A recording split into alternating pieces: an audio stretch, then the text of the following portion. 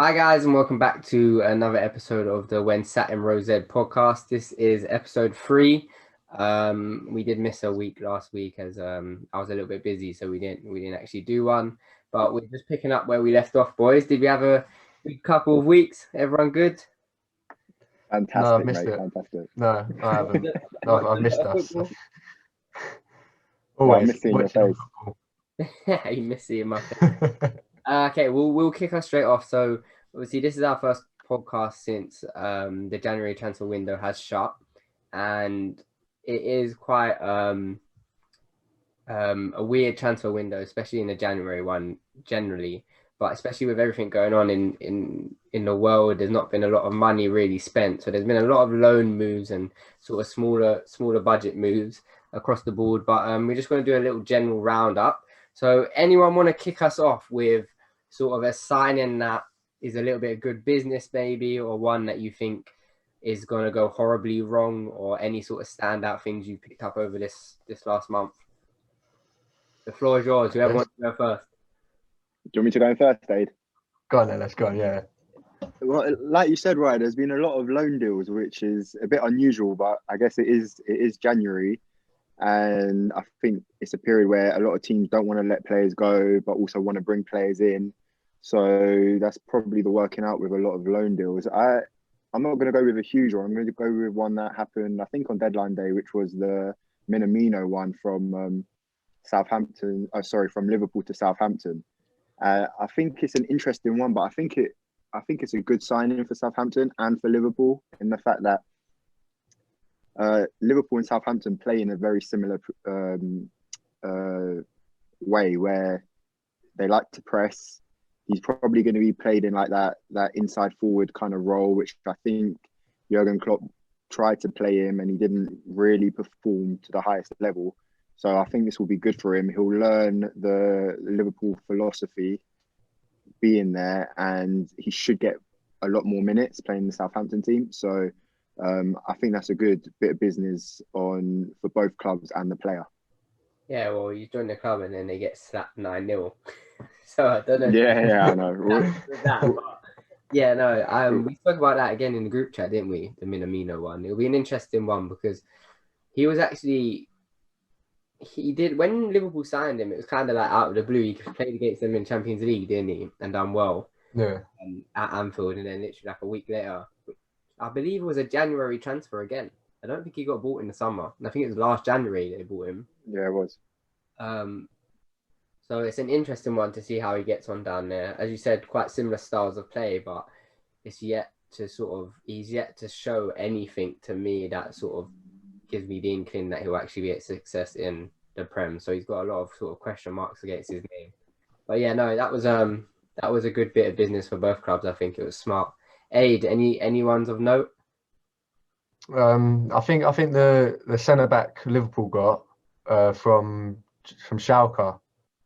I can't say his name. I'm not going to embarrass myself. Go on, give it a try. You've got it. I've got no clue. Got no clue how to say it. No, but he's not a bad player. He's young, and the Ben Davies one from Preston. I think because that's where they've been in trouble since Van Dijk, Gomez, Matip's like here and there. So they needed to strengthen centre half. They've got two decent ones. Not having Jordan Henderson at the back now.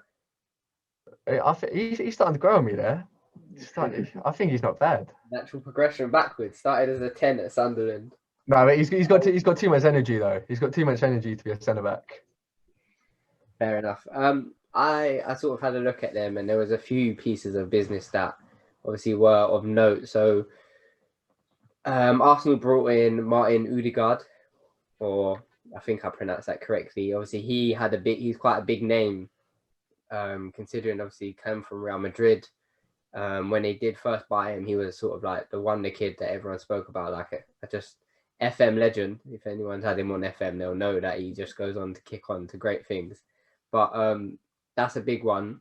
He was very good on his loan move last season in La Liga from like statistical point of view, like a lot of assists and key passes. So it'll be interesting to see what he does at Arsenal. Just because generally I think he's a big talent. So he was one of note for me. Who else did I pick up on? Aston Villa signs, is it Sanson, the centre midfielder from Marseille? Yeah, they did. Yeah, they signed him, and he was looked at by Arsenal, I think, at one point before they signed Partey. So considering Villa sort of came in for him and picked him up, and I believe that is a permanent deal as well. One of the few that was done. I think that will be a good move. That might be sort of a look towards Villa losing one of their three centre mids soon, I think. Maybe because obviously John McGinn, there's a few rumours around him. Douglas Luiz could be moving on, and obviously Jack Grealish probably you'd hope might be out the door this summer. Transfer deadline day. No, Josh King went from Bournemouth to Everton, which is, I don't hate. I think that might be okay. I don't mind Josh King, especially if he'll probably play back up to Calvert-Lewin. But he sort of can play anywhere along that front three, so I think that's a little bit of good business. What else happened on transfer deadline day? The biggest one of them all. Who's that? Jay Lingard. Jay Lingard. What is it? Jesse Lingard, West Ham United. Flyer, didn't he, the boy? Two goals. Bagged the brace. Can't complain. Absolutely. You know, I was a bit concerned with that signing because I thought that Bowen and Fornals was playing like pretty well in those roles. So I was like, is he gonna be like a backup, or is like straight in the team? Jayling's a backup. Yeah, no. I thought that. I was like, is he gonna play? Like, what's going on here? But 2 goals, can't complain. Great start for him. I'll be completely honest. I'm a big Jesse Lingard fan. Not maybe to the extent of playing for Man United, but I think at that, just out of the top six level, he could be unreal for a team. When he was at Derby on loan, when he was a little bit younger, he was really good. Had a few years like consistently in United's first team. And you know what? You lot are probably going to hate me for this, but I don't think he's that different to not maybe star-wise, but sort of pedigree and what could happen with Mason Mount. Like, I don't know if Mason Mount will kick on to the top level. I love the boy. I think he's really good, but there's always like a level that they get to. And Jesse Lingard probably at when he was at Derby looked like he would probably get to where Mason Mount looks like he's headed. Now, it hasn't happened for Jesse Lingard, so fingers crossed it happens for Mason Mount. But I think dropping down to West Ham on a season loan, maybe gets more regular football. If it becomes permanent, great. If it doesn't, he's probably hoping that he kicks on and then returns to United and get back into that first team. But that's a good one. I forgot about Jesse Lingard's very good move. There's one more that I was very happy with, was Fulham signing Josh Maja. Or Maja, yeah, I think it's Maja how you pronounce it. From Maja. Huh? What is it, Maja? I think it's Maja. He's always let me just give him a call. Where's my phone? See what I think that's a very good bit of business from Fulham, because Mitrovic doesn't look like he's that in favour. Because obviously Fulham are trying to play a little bit faster, a little bit more intricate play, and Mitrovic sort of goes more direct, hold the ball up. So I think that's a good bit of business. And he had, similar to Odegaard, maybe not to the extent, but when he was at Sunderland and he had that season when they got relegated in the season before that, he played quite a few minutes in the Prem. So he's got a little bit of Prem experience, but he had a buzz around him.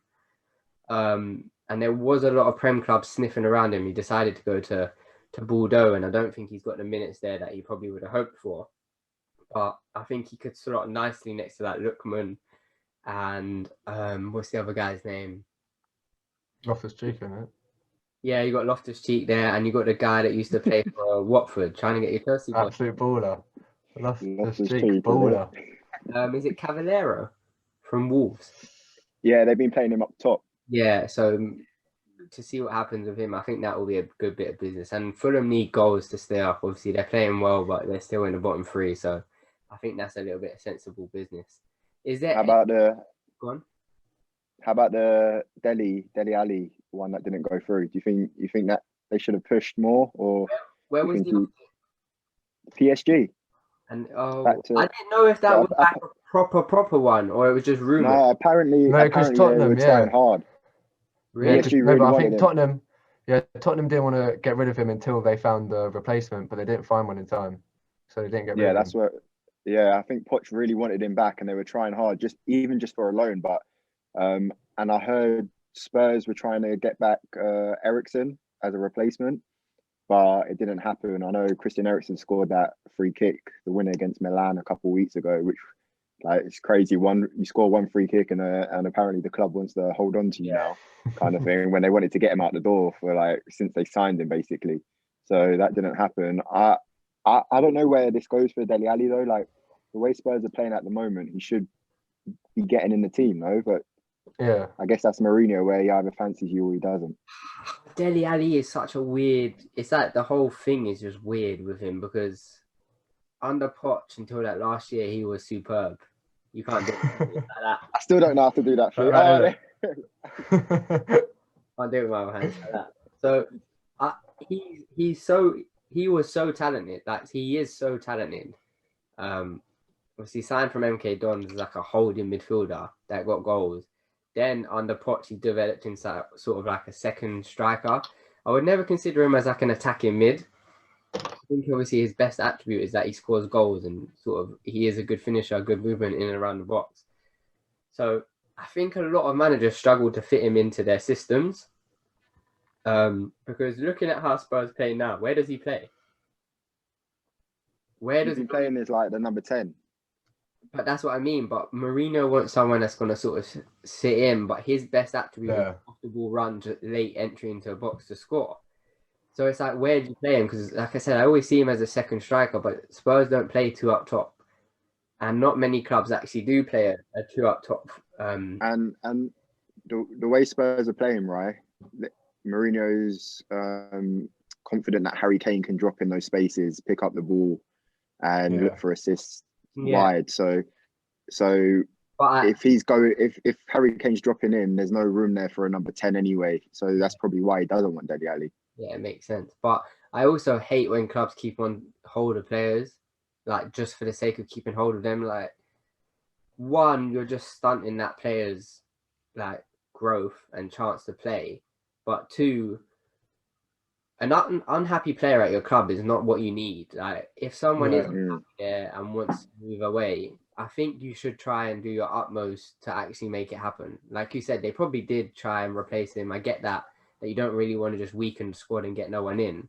But at the same time, an unhappy player, and from the sort of stature Dele has, if he is unhappy, he could be a bag egg in the sort of dressing room because he holds so much weight at that club.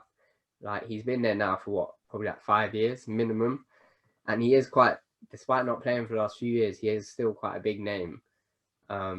So I think that move, if it was as like close to going ahead as you lot say, I think Spurs made a mistake not letting him go, and obviously that would have been a big move for him because that's a big step up from Spurs to PSG. Yeah, and it shows how much Poch rates him, because to desperately want someone to go in a team where there's Neymar, Mbappe, Di Maria, Icardi, like where's he going to fit in there? But it just shows that he rates him highly. Just before we move on, the Tomori signing as well to AC Milan. I think that's a good signing. That's a good signing for him and them as well. So that's slightly disappointed. I think if I was a Chelsea fan like yourselves, I think I'd be slightly disappointed with that one, if I'm being honest. I know it's only a low move, but I think he was okay. Like, I think he was performing to a reasonably good standard, coming straight in from Derby and playing so much football. And then obviously, I'm not a big fan of Rudiger, so for him to sort of get shipped out on loan, Rudiger to be starting every week. Yeah, no. Any others? 3 clean sheets. Nah. About the signings of managers, you don't want to go bang on about Thomas Tuchel again, like you always are. It's looking good, ain't it? Are you starting to change your mind about the whole? He's changed. No, I'm still a fan of Lampard. I wish he stayed, but I mean, you can't complain, can you? You ain't conceded, have we? No. How many games is it then? 3. It's only been 3. But you're getting carried away already. I can see it happening. Okay, bring on win the league. We'll win the league, mate. Now. No, Champions League is ours, Aid. Who do you guys have in the Champions League? Who is it? Atletico. Okay, yeah, let's move on. I ain't winning that. With an in-full Suarez, good luck. Mate, Got they're Timo crushing Werner, it in mate. La Liga. We got Timo Werner. Anything's possible. Yeah, nearly scored in 30 seconds last night, or the night before. Great. Yeah, Last night. Yeah. yeah.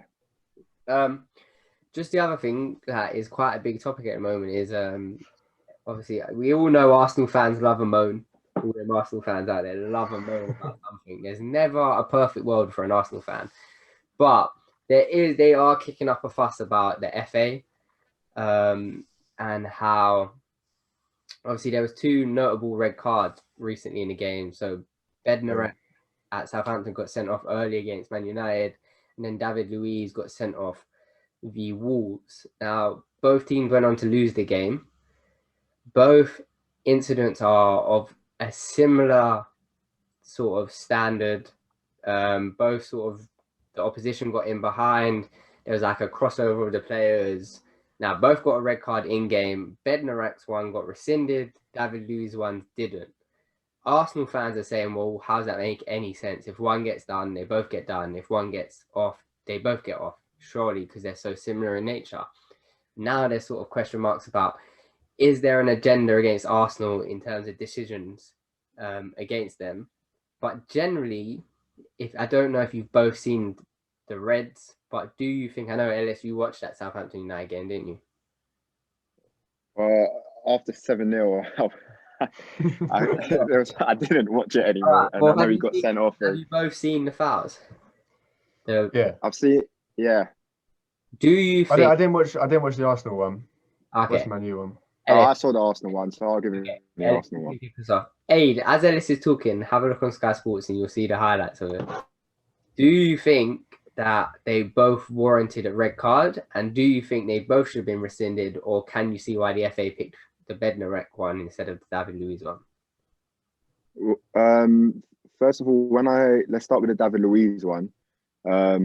When I saw it, my initial reaction was penalty, red card. Like, the guy's through on goal, and at that moment it looked like a trip anyway. So obviously that's a penalty and a red card. And then watching it back as well, I think the same thing, and I think the FA were right not to turn it, just because he's the last man.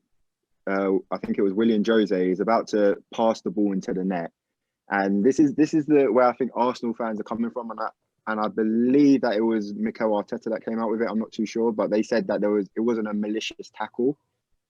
100%. It wasn't even a trip. His knee went into the player. It was a clip. He tried to not make the tackle, if anything, but at the end of the day, there was contact, and the guy was about to score.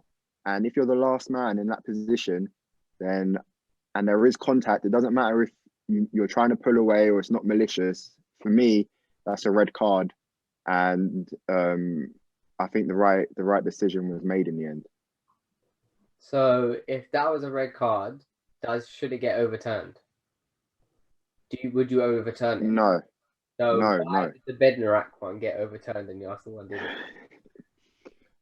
That's what we have to have a FA representative on to ask them the question. I don't know what the situation was behind the scenes and why it was so different, but I think from what I've just seen it now. No way is that a red card. No way. David Luiz. I agree with Ellis. I think you should go for that. No. Aiden, say it. Aid, if you're the striker going through on goal, it said pretty much. You know, the striker, yeah, he's right to go down, but it's not a red card. So you think he's about to pass the ball in the net? No, that's not a red card. Live reaction. All right, personally, live reaction. I don't think David Luiz has done anything. I think when he's running, when that Jose's running, the back of his foot is caught David Luiz's knee. So David Luiz hasn't stuck out. So there's contact. Yeah, but not enough to go down. No way. Wait, in the box, and he's 1v1 with the keeper. Yeah, there's contact. And he's 1v1 with the keeper. Yeah. in the box. Yeah. Should it be a red? No. So if that's outside the box, if that's outside the box, is that a free kick? Yes. No. If that's outside the box, is that a free kick? It don't matter. Yes. No. It is a free kick. If he's driving in, like say he's wide. It's not a penalty. Oh my god. Arsenal The guy's lost his head. Right. The next one, yeah, I think got overturned because if you watch it, he makes like a real active effort last minute to pull out. Like you see him, he literally throws his body like straight, and he tries to get out of the way. Still makes contact, so penalty 100%. Makes sense why it got rescinded. The David Luiz one, he just continues his running. Like there's minimal contact, and it is just an accidental collision, but he doesn't actually show an active sort of movement to move out of the way, if that makes sense. So I think that's why the FA have overturned one and not the other. But I think both obviously were in-game penalties 100%. But Arsenal fans love to cry about the refs. They love a cry. Arsenal will cry about anything. But with the red card, David Luiz is an absolute spastic anyway, isn't he? Let's be honest. Yeah. Mate, that's a Champions League winning centre back you're talking about, though. Listen, since he's gone to Arsenal, I don't know what he's been drinking. But this guy, every time he plays, every like 1 in 4 games, it's a red card or a penalty. He's given away like 6 or 7 penalties since he's been there. Like, just avoid that situation. Like, you're 1-0 up, you're going into half time. Just let him score. Do you know what I mean? Just let him score. Reach at half time. You're like, did you guys watch that game? Arsenal battered them the whole first half. Yeah. So what's to say they don't go in 1-1, second half, kick on 3-1? You know what I mean? That's probably the best I've seen. That was probably the most comfortable Arsenal have been all season, other than when they played Fulham first game of the season. So just don't be silly. You're not even in, like, it's not last minute he's about to score. Okay. It's half time. You're 1-0 up. He scores, that's fine. You still got 10 men. But he gets a red card. It spirals out of control. Leno loses his head with... What is he doing? I don't know what that guy was doing. The guy came sprinting out and then he... Yeah. Like there's not cameras in the stadium. He knew as soon as that ball spun like past him, even though he was so close to the ball, Adama was going to beat him. Yeah. One player you didn't want chasing you down there was Adama Traore, let's be honest. Yeah. Hey, the guy is an animal. But I think I get why they got overturned. But generally, I just got the statistics up now. Red cards in the Premier League, yeah? Who do you think has the most red cards ever? Oh, wait. Oh, Ellis ever. on Twitter. I've got one in mind, yeah. I got someone in mind. Is it Jamie Carragher? No, it's not a player. It's like as a club. What club has the most cards? Sorry, I should. Man United. Aid, who do you think? I'd say like Liverpool. Arsenal. I'm going Liverpool. Don't like them. Okay, joint top is Arsenal and Everton with 98 red cards. Everton. Everton. Look, I think Duncan Ferguson used to get sent off every other game. Yeah. And then a few down, and you got like Tony Hibbert, who used to love a red card. Phil Neville loved the red card. Phil Neville lived through it. Jagielka's had a couple in his career, I think. Fellaini. Yeah. Fellaini, yeah. And then like it jumps down quite a bit. Kind of to Newcastle with 86. So when you look at them sort of statistics, it does kind of justify why Arsenal fans are a little bit anal about referees. But Arsenal fans, I feel like, what's that thing that your parents say when you're always lying about something? It's like, if you continue to cry wolf or something like that. Have you heard that parable? The boy who cried wolf. Boy who cried wolf. Yeah. Something actually happened. Aiden knows about that, obviously. Happened to me many a time. I've been told that. Aiden's a problem child. How about? What are you talking about? No way. How about quickest red card in Premier League history? Oh, Oh, that was it was a couple of years ago. It was who was it? Was it Bristol or something? I can't remember who it was. In the Premier League? Yeah. Bristol? No, this guy came on. This guy came No, on. it's He not. elbowed him. It's a high-profile player. Gerrard. Retired now. Gerrard. Yeah, Steven Gerrard. Against Against Man Man Steven U. Gerrard against United. Yeah, Yeah. ran on, slide tackled some Herrera. I think he done Herrera. No, who was it? Yeah. No, it was a good. The slide tackle was all right, and then he stamped Herrera on stood. Herrera. Yeah. And Herrera then stood on him. I remember people were taking a piss that his heat map was walking on and walking back off. Yeah, that's so. Yeah. Wait, is that the quickest one ever? Yeah. That's the quickest red card. Oi, don't disrespect my guy Gerrard. Best player. Nah, baller. Favorite Baller. player. Hashtag Team Gerrard. Baller. Right, moving on. No. I will mute you. How many Premier If Leagues you have you won? continue to talk outside, I will mute you. Couldn't even win a Premier League, Ready? mate. The sheet came out.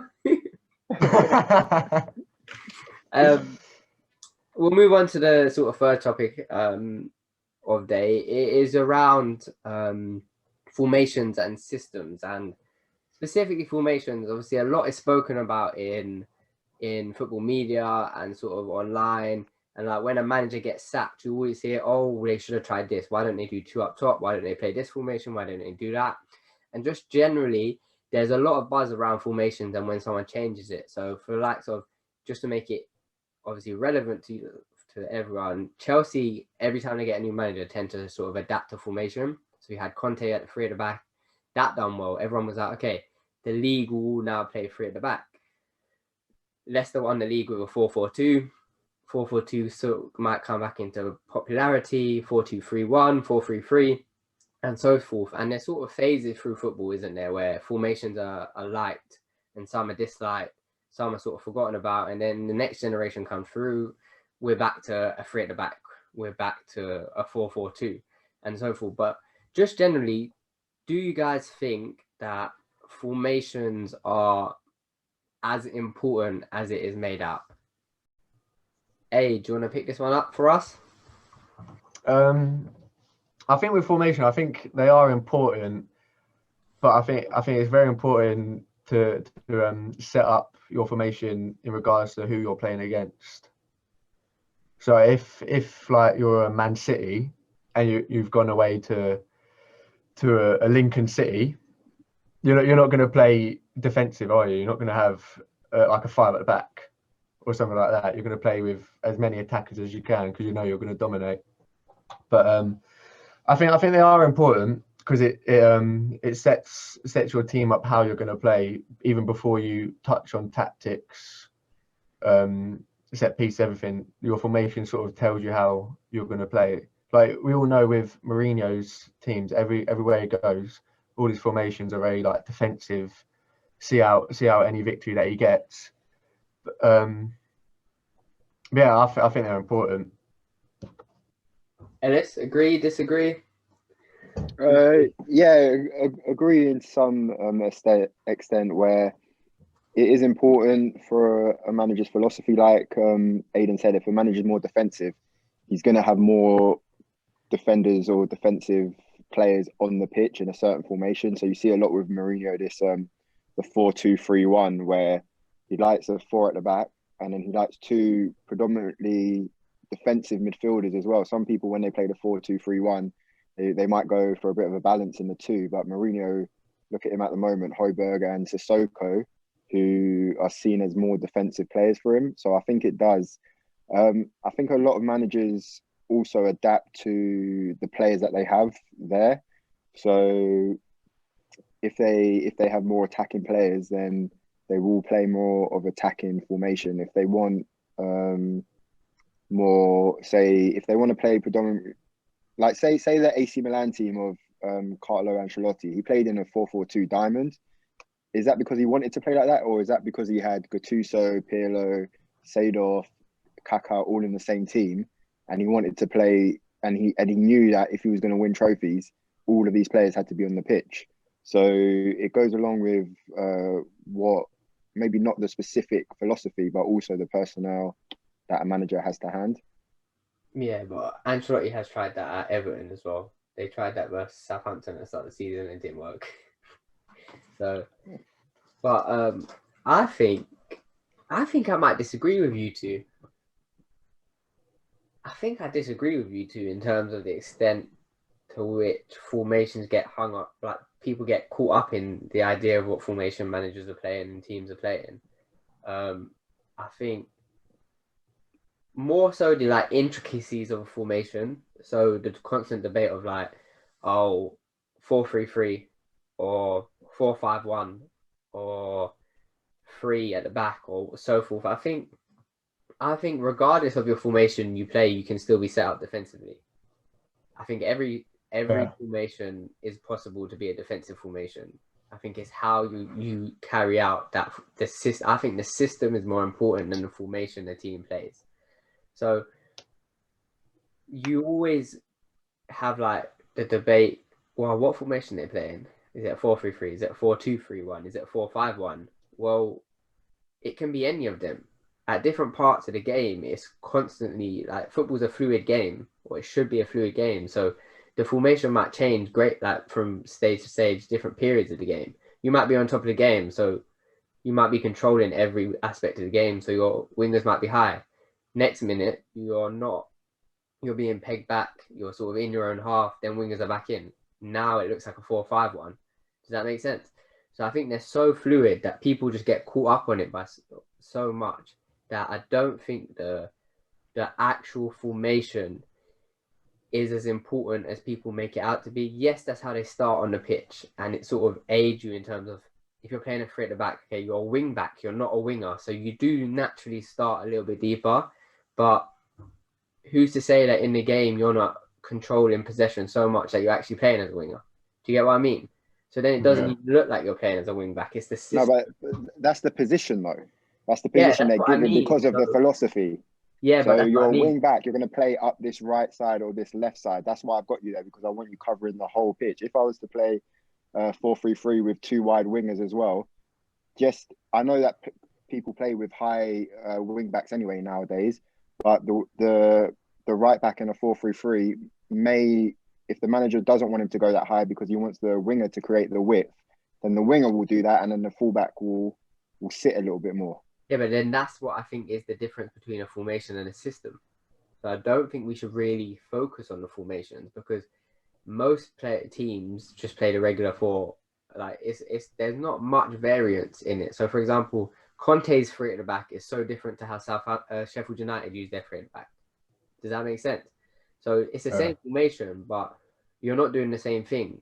So it doesn't really matter what formation you're playing. I think it's more your system. Yes, formations can add like little bit sort of elements to it. Like you said, if you want a defensive formation, you might have more defenders. If you want sort of if you're like sort of need a goal, you're attacking, you may play like a 4-2-4. But then again, that could be a 4-4-2. So I think it's the system is the important part, not the formation. So it's not important where the players sort of starting position is. I think it's the direction they move after that. So like you said, a 4-3-3. If you're so confident in your team, like a City team, let's say Cancelo and Mendy, you are really high. Then their wingers are infield, and their holding midfielder Fernandinho has slotted in at the back. So now that's a 3 at the back formation. But they started the game as a 4. Do you get what I mean? So I think the system I think the system is so much more important than how a team's set up. Like you can sit and watch a City game. At the start, you might be, Sky Sports have said it's 4 at the back. Next thing you know, the positional starting point of Cancelo, like he did versus Arsenal, was so infield every time Stones or whoever it was got the ball. And there was a reason behind that. So they didn't actually play a 4 at the back. Does that make sense? But if they lined up in a 4-4-2, they wouldn't be able to do that though. Wouldn't be able to do what? Like fullbacks up, centre midfielder, Fernandinho holding midfielder dropping in to a 3. If it's in a 4-4-2, why could they not do that? You wouldn't be able to do that. Why not? It would, number one, leave it more open in the midfield. If you've got 2 strikers, 2 wingers, and 2 high fullbacks, a centre midfielder dropping into the 2 centre backs would leave that one centre mid's outnumbered. Yeah, but not necessarily, because you're just looking at them 2 in isolation. Because you could then look at the second striker. What does he do? Does he drop into the midfield position? Then you still got your 2 in midfield. Does a winger come inverted? Then you still have it. That's what I mean. Certain teams are so fluid with it. Yes, you have your your standards like Burnley, they keep it quite regimented, quite organized. But there's so much fluidity in the sort of top teams that I think the formation is close to being irrelevant. I get what you mean. Like it helps, like to know that okay, you're playing left wing, so you're going to start there. This is sort of how your movement. It does start you out on a better note, but I think we get hung up on what they should be doing when they're in that position. Do you get what I mean? And Yeah, no, I get it. a lot of teams have sort of different formations for how they defend and how they attack. So that's more of a system. So more recently, like when a team is playing a 4-3-3, their 10 defends kind of as if he's a second striker. Rather than sitting in now, he sort of presses the centre back. Like half and half does centre back, centre mid role. And that's sort of a different formation to what you'd see on the paper. So that's more of a system than a formation. So I think systems are for me, a tenfold more important than sort of a formation. But I get So it's almost like the formation is like the foundation to the team, and then the system is how you go about to win or get a result. Yeah, and I think the system has to.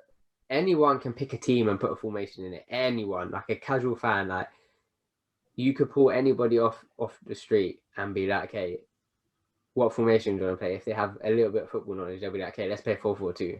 Okay, right back goes there, centre back goes there. You know what I mean? I think what the top managers make their money on is their system. It's how they use each individual player. How do they create their overloads? How do they sort of what ideas do they bring to the team within their system? Because if it was a game of just okay, put the players on the pitch, make in a formation. Okay, what formation does this and that? Then it would sort of everyone would sort of cancel themselves out because everyone kind of knows what a formation brings. Do you get what I mean? I do. I get the idea that let's say me and Ellis are going head to head. Ellis might naturally play a 3-5-2, but I might naturally play a 4-4-2. Now, on paper, Ellis should beat me in midfield, shouldn't he? Because he's got the extra man. But I don't necessarily then have to change what I do to negate Ellis's team. To match him. Yeah, it could be my system. So I might generally get in possession, we play a 4-4-2. Then as the game develops, someone drops into midfield, blah, blah, blah. Do you get what I mean? The system. Yeah. If I think it's a good point. I think though, like you said, if the system is to dominate the midfield, I'm going to play an extra player in midfield. If that's a 4-4-2 diamond or 4-3-3, like that is my formation. I can't play that system with doing a straight 4-4-2. Like I can't. That's my system to dominate, overload the midfield. I can't do that with a 4-4-2. I need to change my formation in order to get the system across. If that makes sense. Yeah, I get what you mean, but they work hand in hand, don't they? They work hand in hand. They do. But does a team that plays 3 in midfield, do they always dominate possession against a team playing 2 in midfield?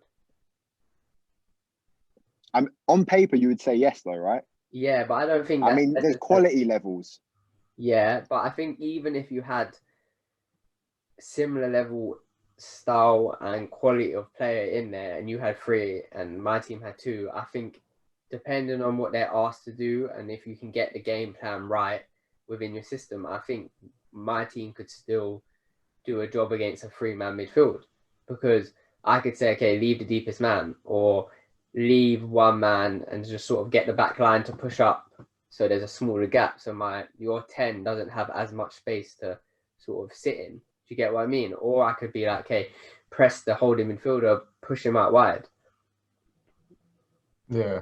So I don't think a numerical advantage through a formation is necessarily going to always give you the dominance that you require. Yes, if obviously as you said, if it's like a City versus a West Brom, if City have 3 in midfield, West Brom are probably going to get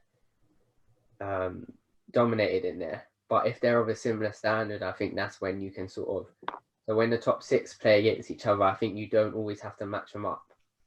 I mean, it's like Chelsea, Tottenham. Chelsea had two centre mids, but still dominated the ball against Tottenham 3. I didn't see that game, but if that's true, then from what I saw in sort of the highlights, I'm gonna watch the rerun when we finish this. But from the highlights, there was a few chances. Jorginho does play like he's like 2 players basically. Sometimes like the intelligence and the movement is just phenomenal from that guy. No, but that's another thing. Tuchel not changed, but like he started off with a 3-4-3, but then during the game, Mason went in as a 10 and Callum and Werner played as 2 strikers. So like I said, it changes. I heard Hudson-Odoi played in that sort of inverted role. Yeah. Me personally, and if my system I would think what your first comes a system, and then after that in my head it will be like, okay, what's the best formation I can play for this system to be successful? That would go through my head. It wouldn't be like, okay, we've lined up like this every week. I want to do this system this week, so we're going to stick with this formation, but just change the system. I would think to myself, what formation can I play that would make this system work more confidently? That's what my thinking behind it. Yeah, I get as well that obviously what you guys mentioned earlier about players, sort of what you have at your disposal, is also key to that. Yeah. No, anything else we want to talk about? If you had Aiden in your team, what formation are you playing? Mate, just give the ball to him. Just give the ball to him. Let him go. I don't think I'll play.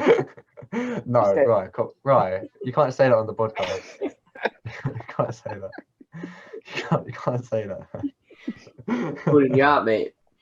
Calling you out. That's right. I'll rise above it. So. Be the bigger man. Turn the other cheek. Right, I'm going to put you guys on the spot as a little finisher. Yeah? Now, this one, these boys were not prepped for. But 5-a-side team, yeah? You can only have one player from a certain country. So if you take like Wayne Rooney, you can't have any other English players. Yeah, so 5 different countries, 5-a-side team, as quick as you can. Ellis, kick us off. You need a goalie and then 4 outfield players. Go. What, just off the top? No thinking about it? Hey, that's hard. You've got time to think about this. What, of all time? Yeah, whoever you like, just can't be from the same country. Well, of all time, so you can do like Pele, Maradona. Well, yeah, players that you've seen play if you want. Not Pele, who scores 100 goals against Hungary's army team and then says that he scored more than Messi. In goal, I would have Manuel Neuer. Taking the German away already. Yeah. So I'm setting up I'll do, what is it, 5-a-side? So 2-2, yeah. 2-1. Okay, at the back I would have Virgil van Dijk, and I'll have let's just go Marcelo. You're just trying to say it quick. And then I'll have Cristiano Ronaldo and Lionel Messi. Oh, that's a team. That team is not winning 5-a-side, by the way. Go on. What? Are you I'm the judge. I'll pick which one's better. Keeper. I have Van der Sar.